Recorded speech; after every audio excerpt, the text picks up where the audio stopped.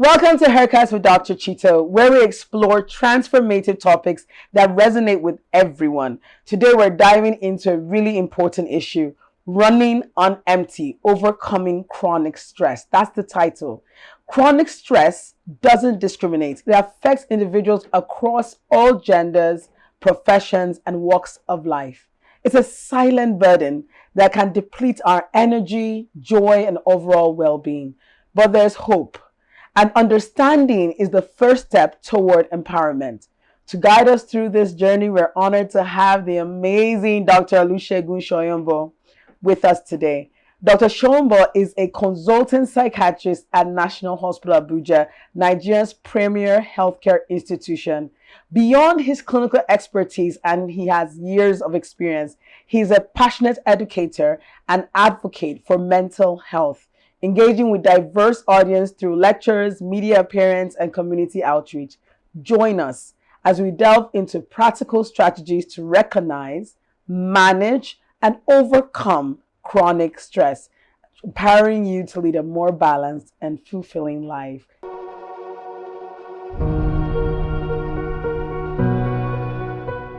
Thank you. Welcome, Dr. Shoyombo. Welcome so much. Thank you, Dr. As I tell you, the first man alone sitting on the seat across me. So it's an awesome thing. So maybe today you call it is an HERcast.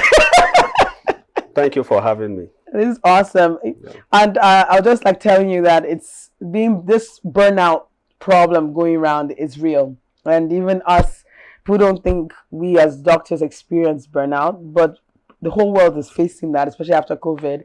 And even now, the title actually came when I thought of my journey sometimes and when being tired and burnt out and overwhelmed.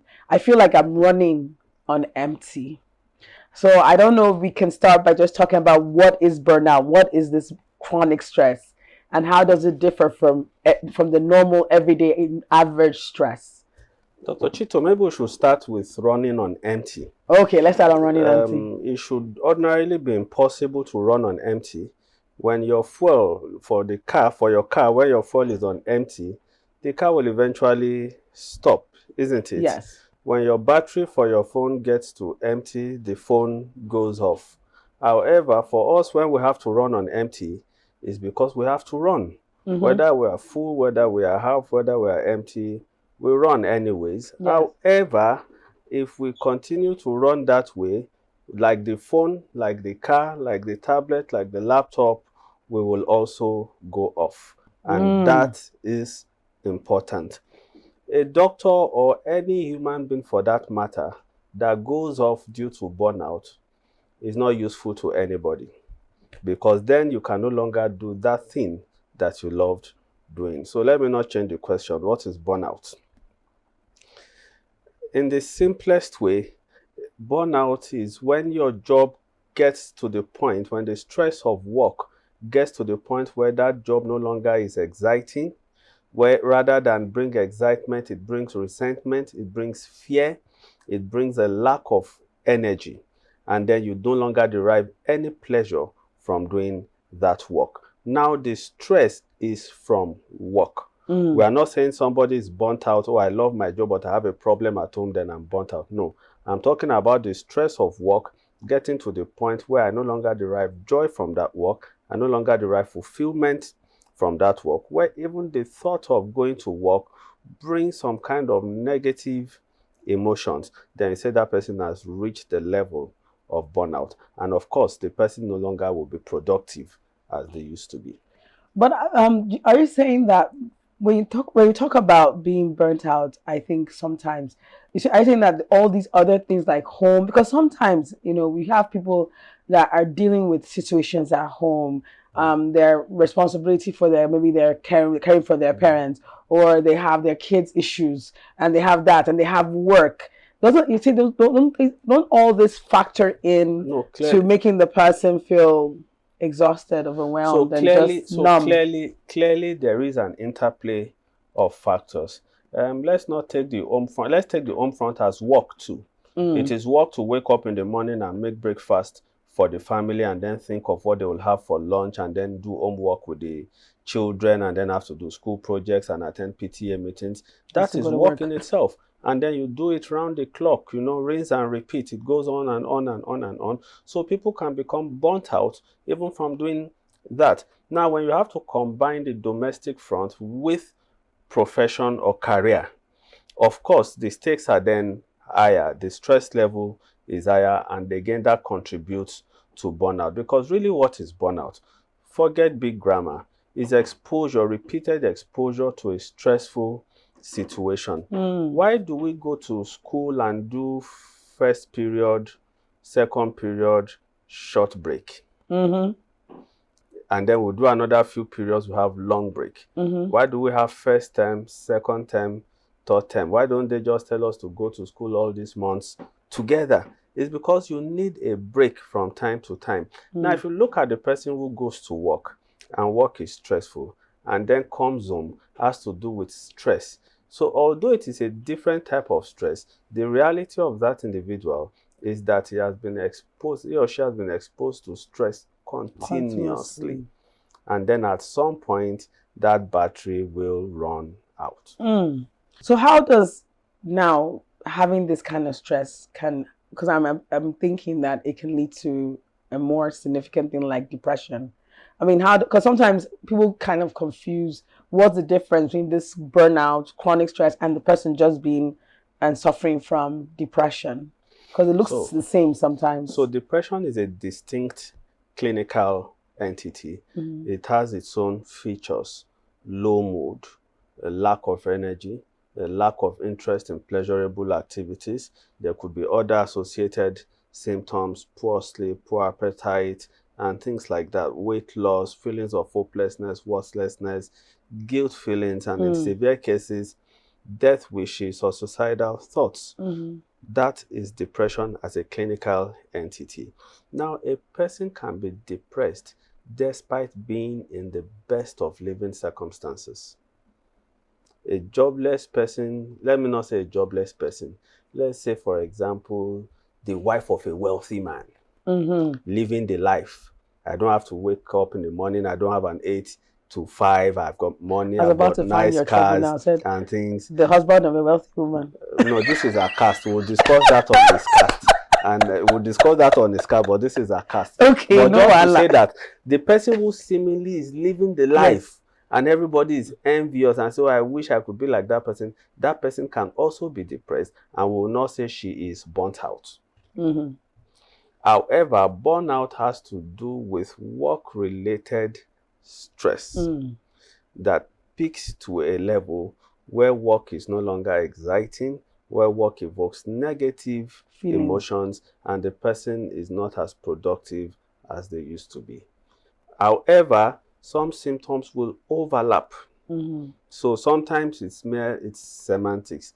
Somebody can evolve from work burnout into a depressive episode. It's just critical to point out that a person can be depressed and the depression would not be related in any way to work stress. Sometimes some people can be going on and running on this empty to the point of being off without even realizing that they are running on empty. How do we pick up? What are the early signs? How do we pick up that this person is most likely burnt out? And before they get to that point, how do we enter, let's say, seed, or how do we so maybe help in those circumstances? Even as like an employer now, maybe how do you recognize that among your staff? Let's go a notch lower and talk about work-life imbalance. We'll talk about work-life balance. Before a person gets to the point of burnout, most likely you've got a problem of balance between the work and life, as it were. How do we know that it's not balanced? A person begins to spend a lot more time than is required at work. So work is 8 to 4, but you have this individual that is at work at 6:30 and at 8 p.m. is still at work. Is spending a lot more time at work than is required. Now you will think that the person who will do that because he enjoys the job. Yet he finds the job resentful. He doesn't enjoy it. He finds it frustrating. He also spends a lot more time outside work thinking about work or doing work-related activities. So it's not in the physical space of work, but is attending to emails, is attending to phone calls, all work-related. Now, already you have a problem because the balance is not there. There are only 24 hours in a day. If we say somebody should sleep for 8 hours, then you've got only 16 hours to share between work and life. Yes. And typically work is also 8 hours. Yes. So you've got another 8 hours for life. That is family, community, leisure, rest, and all of those things. So the moment you take out of that chunk and add it to work, then you are spending less time doing those things. Then we are beginning to deal with work-life imbalance. How do we know that somebody is burnt out? Yeah. You know, there can be, how do people say it? Motion without movement. There's a terminology like that. So the person is there at 6:30, closes at 8 o'clock at night, 9 p.m. But what's the productivity? Is it reflective of the time that spent at work? Yes. Not quite. The person is irritable, catching fire. Anybody that comes around, have to laugh. You know, it's just spitting fire everywhere. Yes. Bad enough if it's a senior person, all the subordinates are in trouble. So this person is very irritable. It's getting to the point of burnout. Problems with concentration, unusual mistakes and errors that weren't occurring before. And you see, the problem also shifts to the home front. So even when he leaves work and he gets home, he's also not a happy man. So the wife is also catching fire, children are also catching fire, husband is also catching fire. So you see, it has a ripple effect. Of course, sleep can become affected also. Sleep becomes dissatisfying.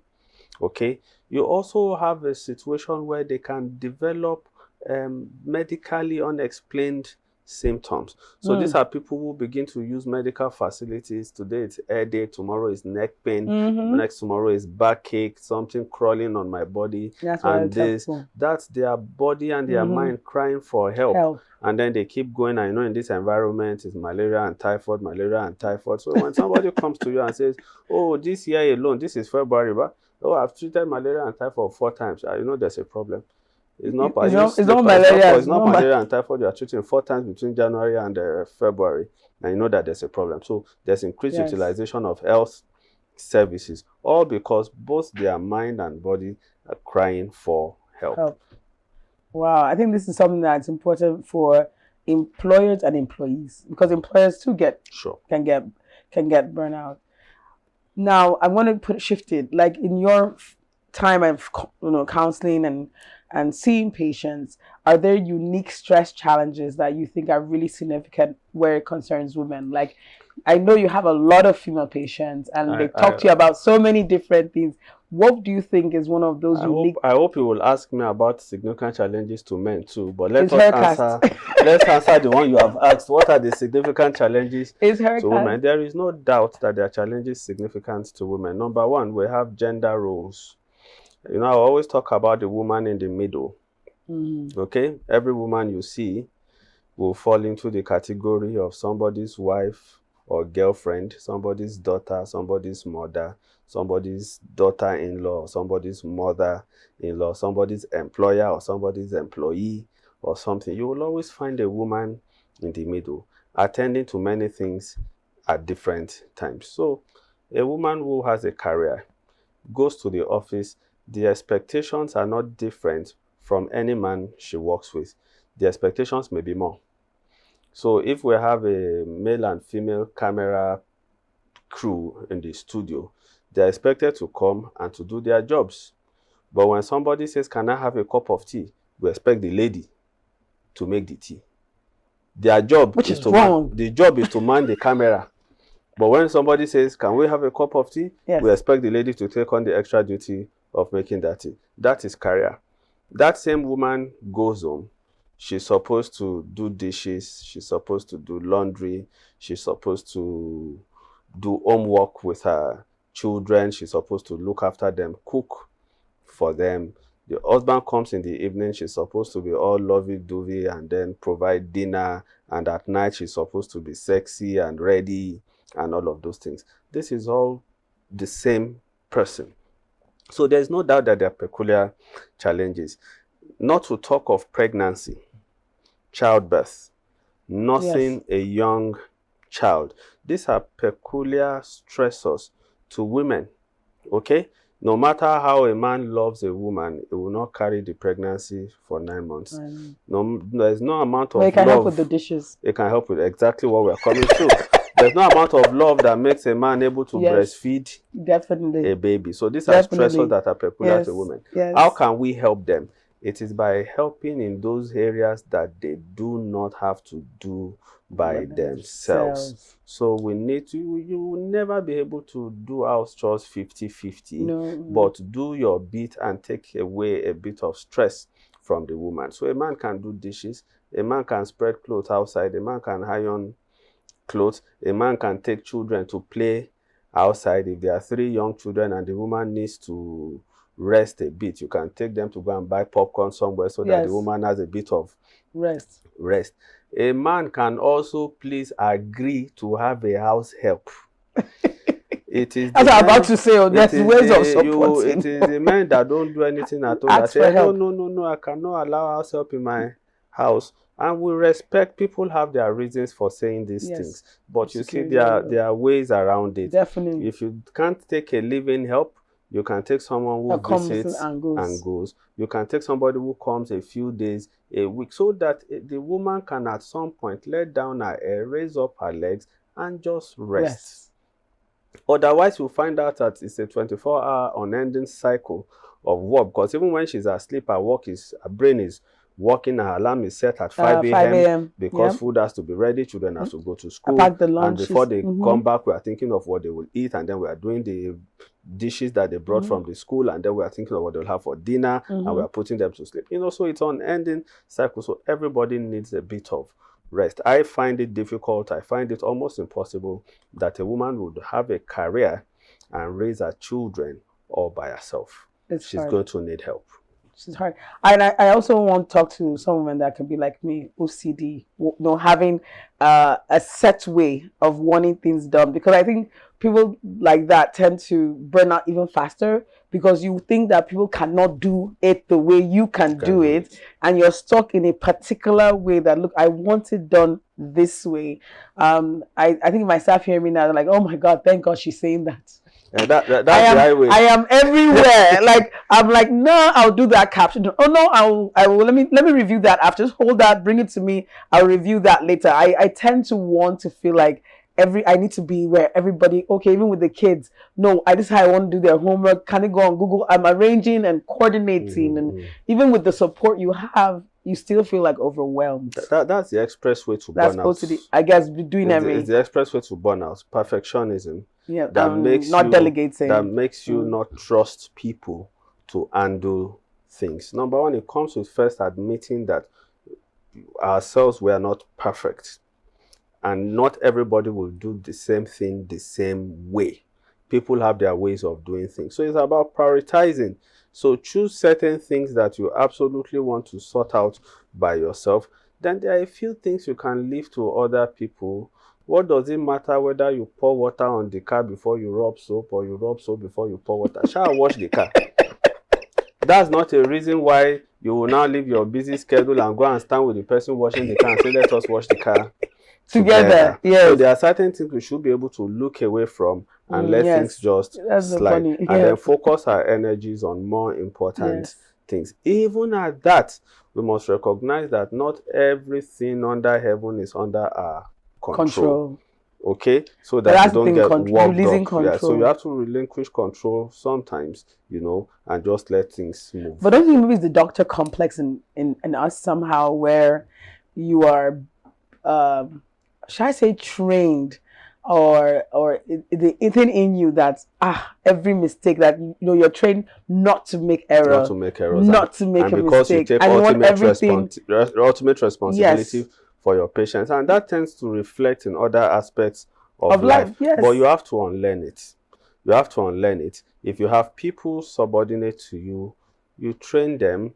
They may not get it 100%, but I think 80% is good enough. And then, because you have to decide at some point what is good enough. Must it always be 100%? Expressway to burnout. In school, 70% is distinction, isn't it? So if somebody does it, it's 80 now. Thank God we went to school early for 70. So you know, it's not 80. So if somebody does 80%, that's distinction. You let it slide. It's not exactly how I would have done it, but was the result achieved? Yes. Okay. Next time, can you please do it this way? Fine, and then we'll move on. I think that's something I should learn. I am learning, especially when you have different arms and legs, I call it. Now, if you're now burnt out, if you're now feeling like, okay, I'm burnt out, I'm about to switch off, how can it be fixed? Because it's one thing to say we're talking about what leads to it, how it comes, and what are the things that cause it, but then what you shouldn't do and all that. But how about you're already burnt out? You're already worn out. How does the fire come back? How do you refuel yourself? So the first step to solving a problem is acknowledging the problem. The person must first come to the realization that this is what is going on and that I need a break, I need help. People now fall into different categories. Do you work for yourself? Do you work for someone? I don't have another job to offer you.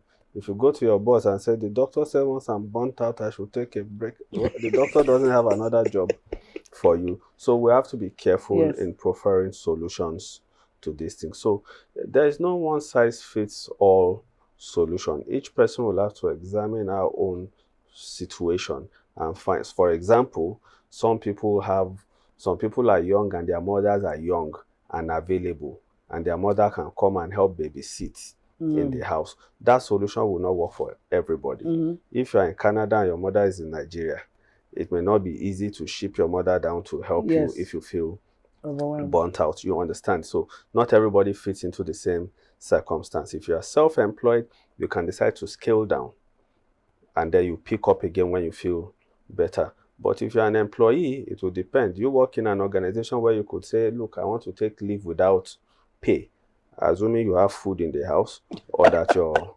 spouse has an income that can sustain you during that for period. that period. You understand? Because if you've taken your annual leave and there's no other leave to take, what exactly are you going to do? In some places, they don't even have a provision to say they want to take leave without pay. So not everybody is in the same boat. Each person will have to examine their own situation and see what to do. But there are things that are within your control. Whatever boat you fall in, there are things that are within your control. Time wasters. The phone and all the scrolling that goes on it, that is within your control. Trying to go to bed early, what keeps you? News. If you are that important, you get it's not on television, you get information. If you and I have to watch 10 p.m. news to get information, we are not important. The people that need the information, they got it before 10 p.m. news. So don't stay awake, wait till morning, you get the same news and things like that. So there are things that are within your control. At work, you can delegate. You are senior enough, you have people under you, relinquish certain responsibilities and let other people handle it. That is within your control. Seeking for smarter ways to get your work done, more organized ways, like setting alarms, writing a to-do list so that things don't get all muddled up and scattered and things like that. Spending a little bit of money to get help, a house help, a personal assistant, a research assistant, whatever name you want to call it, depends on your field and area of need. Get somebody to take some things off you. Somebody washing your plate doesn't make you a bad wife or a bad mother. There are things you cannot delegate. You cannot delegate somebody to sleep with your husband. You cannot delegate somebody to be a mother to your children. But somebody can do the dishes, somebody can iron the clothes, somebody can mop the floor and things like that. So you take those responsibilities away. Those are the things that are within a person's control. Leisure.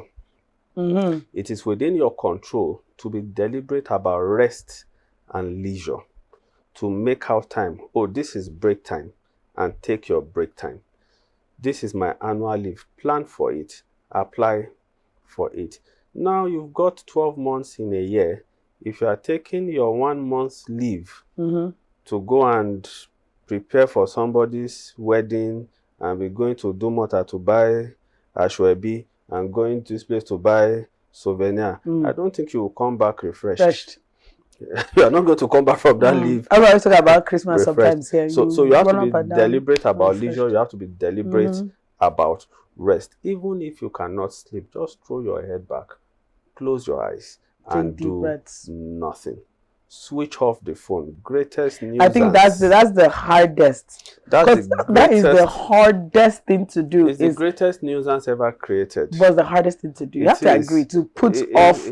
I don't think I've ever put off my phone deliberately. I know some of us find time. Well, I tell people, you fly, Dr. Chito. You hobble between Nigeria and America. Nobody. But now they have internet on the plane. Nobody can reach you. You put oh my God. To receive messages. That used to be normally that would be your time off. How many hours on nobody can reach you and the world doesn't come to an end. That's the so truth. You can pretend to be in the plane right here. That's why there's something called flight mode on your phone is to pretend that you are on the plane. Yeah, so you switch it off and then be unreachable. Even if it's an hour, if it's 2 hours a day. Go and do an analysis of it.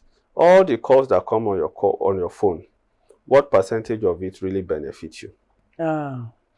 It's people asking for this or that. Can you do this? Can you give me this? Are you available for that? And all that. So my friend is like, Dr. Chito, I know you're on holidays and vacation, but please, I just have a very quick question to ask you. And the quick question becomes a long discussion. So and usually there isn't any emergency. Now I tell people those who need to reach you urgently will be able to reach you even without a phone. They know your husband. They know your children. They know your driver. They know your PA.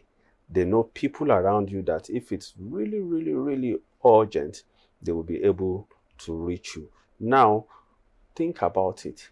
What urgent situation will lead to the worst outcome ever only because Dr. Chito was not available? You are not the A&E physician.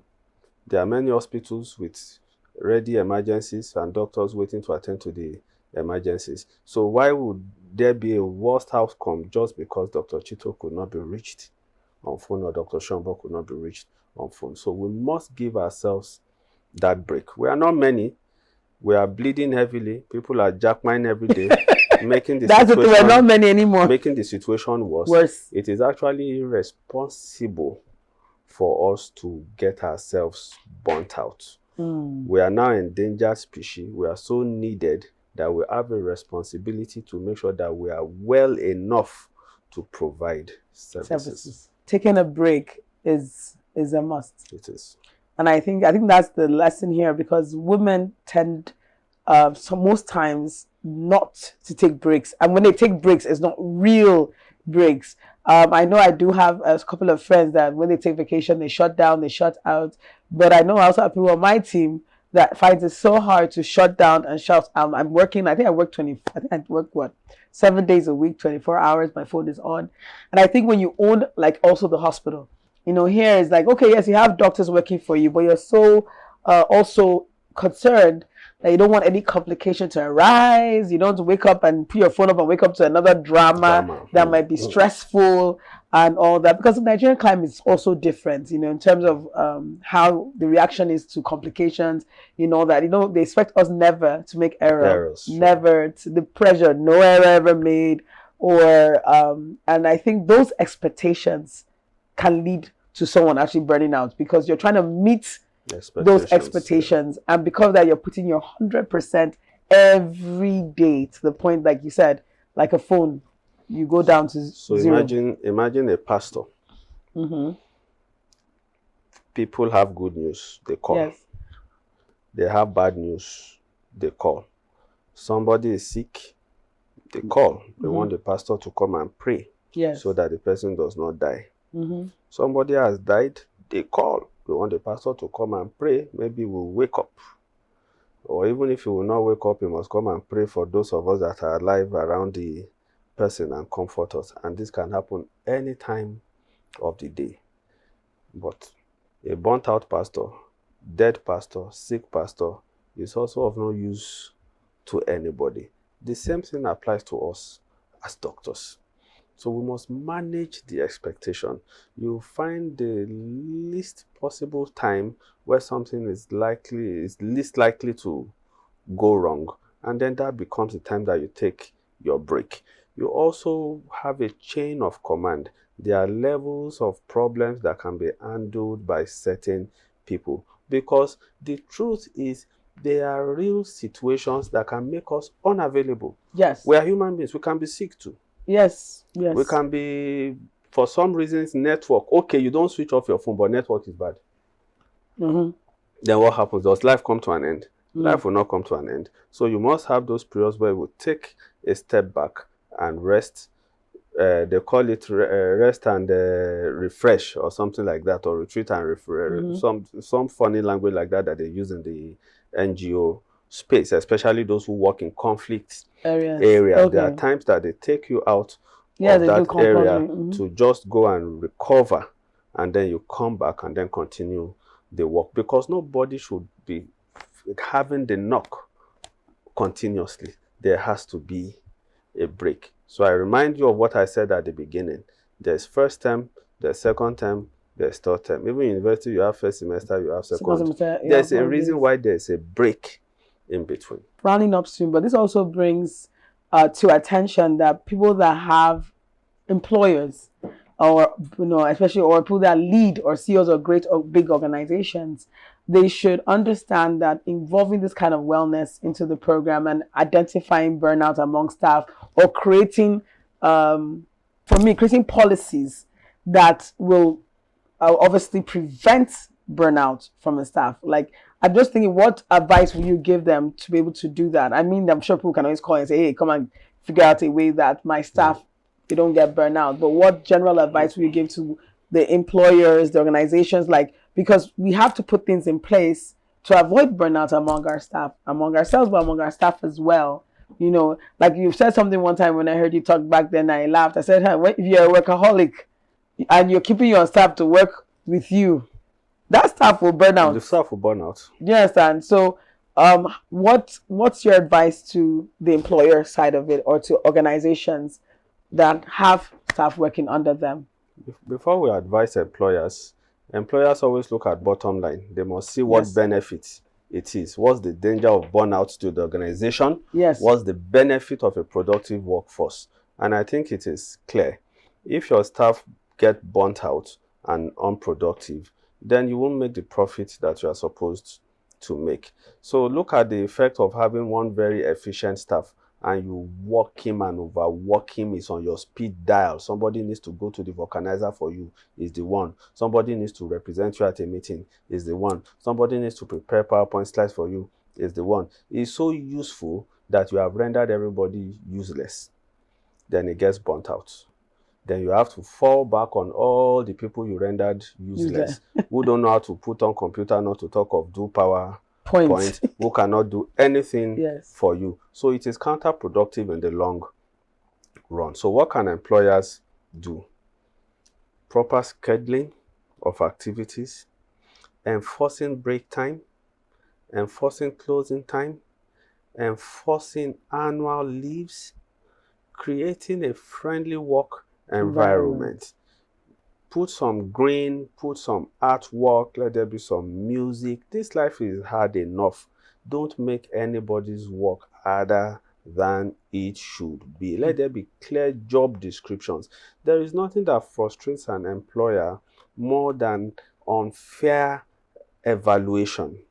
If I employ you to be picking up this cup, and then when it's time to evaluate you, I evaluate you by how you treat this tablet, that's an unfair evaluation. If I harass you for coming at 8:05 and tomorrow somebody comes at 8:20 and I say, oh, you are welcome, how are you today? That's an unfair treatment. Those are things that cause burnout in an organization.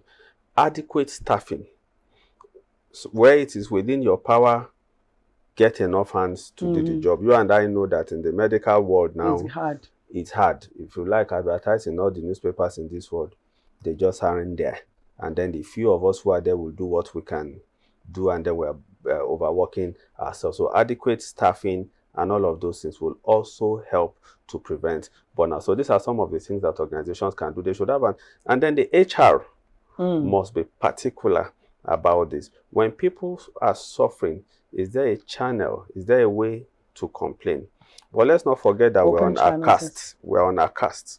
So we have to talk about peculiarities. Where it is possible, organizations can have daycares or crèches. True. So that a woman can come to work with her toddler, with her infant, and know that this child is in a safe place as I'm doing my work. If I need to go and breastfeed, I just take a 10-minute break, I breastfeed my baby, and then I come back. And then my baby is not in Lugbe and my work is in Yanya, and then I close and I'm hurrying up across the town and all of those things. So these are some friendly things that we can have. Sexual harassment. Again, we're on HERcast.